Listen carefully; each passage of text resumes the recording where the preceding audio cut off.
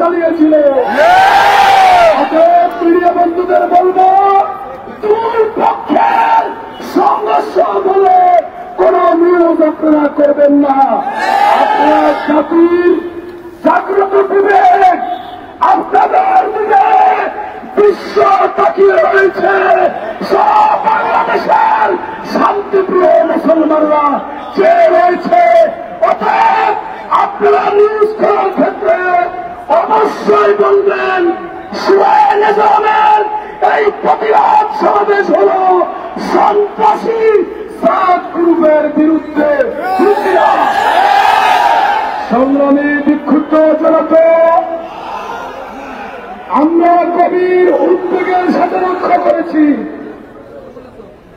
বিগত মাসে 18 ডিসেম্বর দিবাগত রাত্রে যখন রাত 2:30 থেকে 3:30 আলাদা সরকারের সিদ্ধান্ত অনুযায়ী ইস্তেমার মাঠ পাহারা দিচ্ছিল, ঠিক তখন সরকারের সিদ্ধান্ত অমান্য করে বিশেষ করে